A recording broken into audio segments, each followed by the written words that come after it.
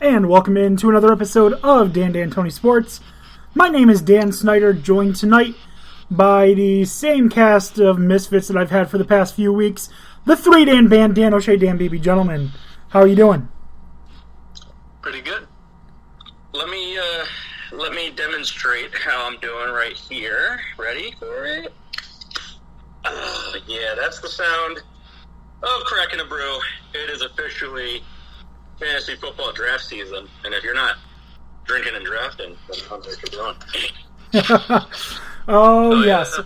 Fantasy football season is upon us. I've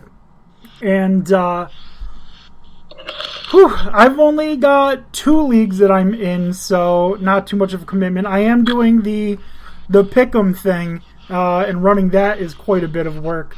But I'm pumped. College football started on Saturday. NFL starts next Thursday. It's football season, guys. Finally. It is indeed football season. I have a draft tonight. I've already had one draft. I've had a rookie draft for my, pardon me. Dog likes to bark sometimes. Your voice changed a little bit there.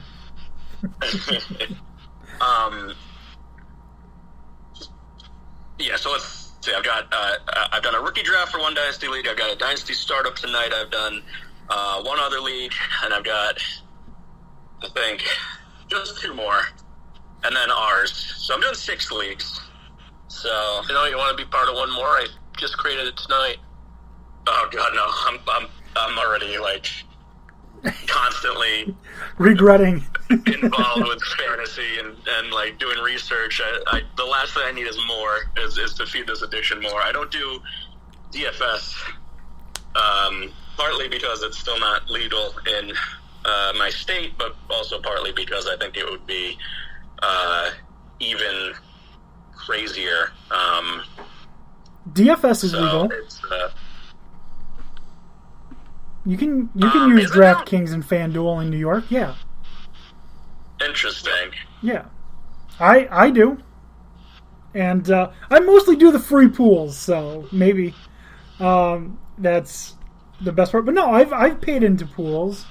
So yeah, it's definitely legal, because if you try to go on DraftKings Sportsbook and you put in your location, it says that they're not able to process your bet because they'll get in trouble.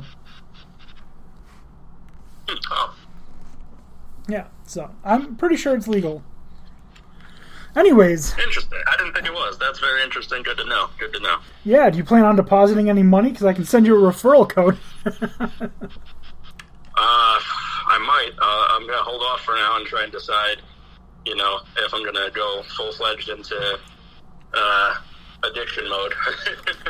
I'm just excited for February, when mobile gambling is legal in New York.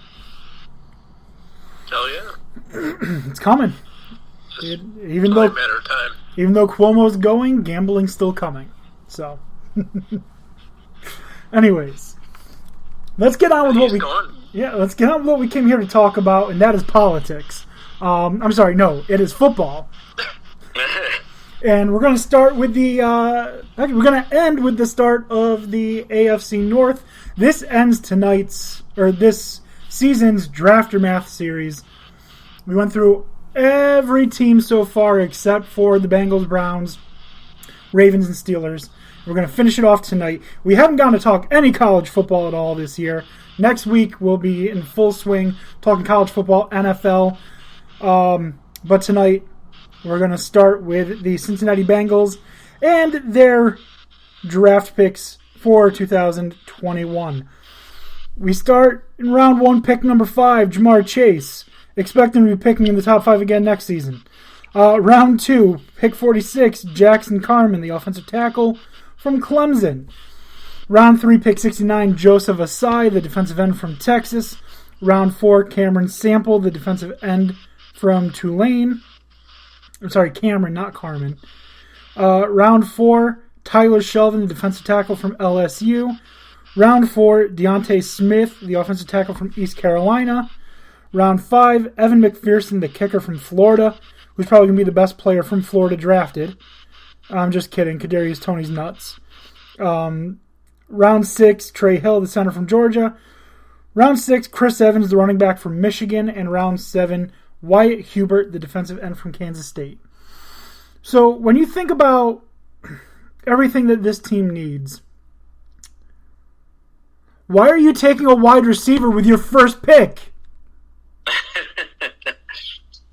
I get it. He's Joe Burrow's buddy. They were roommates or something at LSU. They're good friends. Jamar Chase is incredible. Second best player in the draft, in my opinion, Jamar Chase. You need an offensive line. Why are you not taking Penei Sewell, the best offensive lineman, the best player in the draft? I don't get it. It just... How?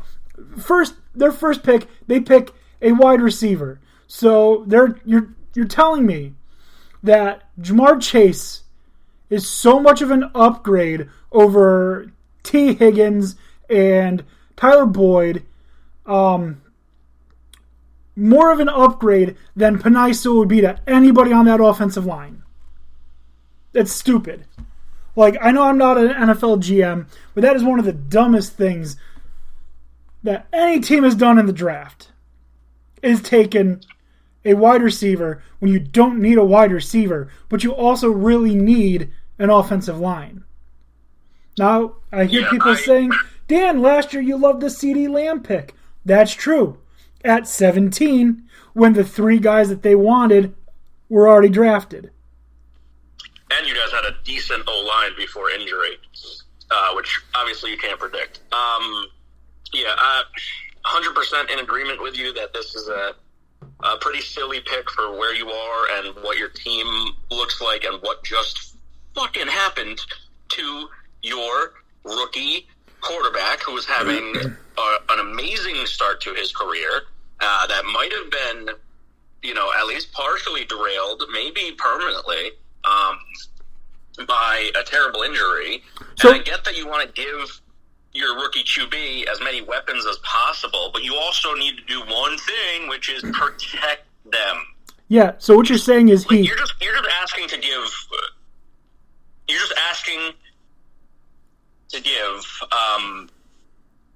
Burrow the yips. You are asking to give him the yips. Just like Carson Wentz. Yeah.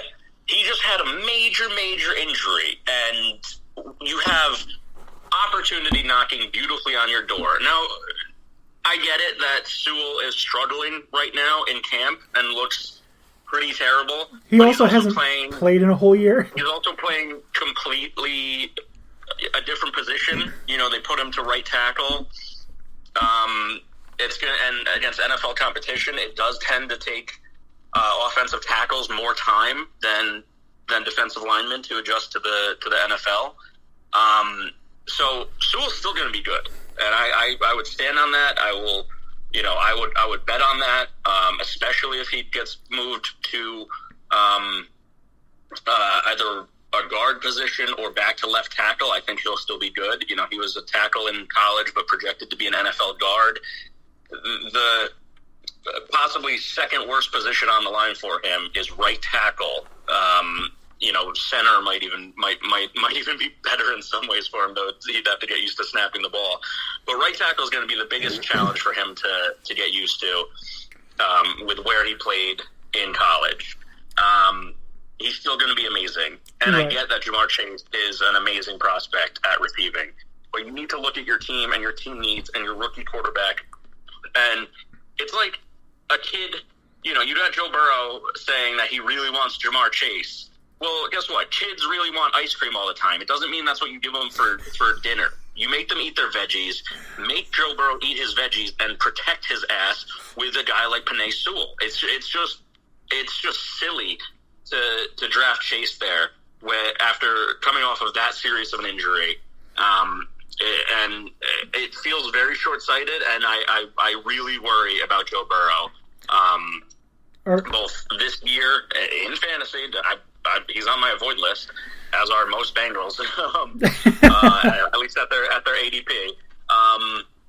and his future is a big old question mark now because of this. You have not improved your offensive line enough, especially after a serious injury, to get him comfortable again, and it's just baffling. You ready for the stupid joke? So you're saying that he needs an offensive line. Emphasis on need. Deep sigh over here, deep sigh. Yep.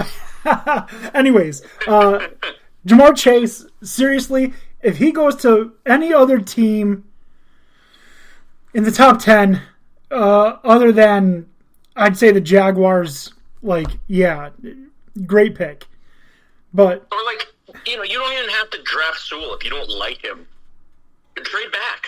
And you could have recouped a ton of draft capital. You could have added different linemen that you liked and still gotten a marquee wide receiver. It's just I hate it. I really hate it, and it's nothing on Jamar Chase. Even with his poor camp showing, I think he's going to be a hell of a wide receiver. Again, hasn't played a real snap in over a year. Yeah, and wide receivers tend to struggle their first year in the NFL. It's not a running back. It tends to be, you see a ton of second-year breakouts. So hopefully none of my big money league competition are listening to this right now, because I'm targeting second-year wideouts across the board. If you don't like Penei Sewell, how many teams the Eagles looked like they were so willing to move up? Or the Patriots contact them and be like, hey, what are you doing at 15? And see if they can put together a package, if they'd be interested. Or some team had to have been interested in moving up, and you could fall back and gotten Rashawn Slater, Elijah Vera Tucker. There's no way there's not a tackle or a guard that you didn't like. There's no way. Right. And, you're just shooting yourself in the foot. You're shooting your future. You're taking a huge, huge risk. It could potentially pay off, but you already have T. Higgins proving to be a monster. You got Tyler Boyd as a really good borderline first wide receiver. Probably loses that to T because T just looked so dominant, and then you got Boyd as your second wide receiver. Yeah, they lost A.J. Green. They lost John Ross, which actually I think is probably an upgrade losing John Ross. And A.J. is not anything to write home about anymore. I'm sorry, he's over the hill. We want a big-bodied possession receiver. Yeah, well, Chaz Surratt and Sage Surratt were well on the board for 4 more rounds. So, well, Chaz was. Sage went undrafted. Anyway, let's move on to these other picks. They had other picks here. They did address the line with Carmen in the second. He's Smith supposed to potentially play guard. And they also got Hill later on for a backup center. And that looked like good value. Hill looked like he fell further than he should have. So they did address the line, but man, you could have done so much more. And instead, you took Jamar Chase, who it's like, again, it's giving the kid ice cream for dinner. He's going to have a stomach ache, and or a knee ache. Yeah, and instead of one night having to deal with a kid's belly, you're going to have several years. You're going to have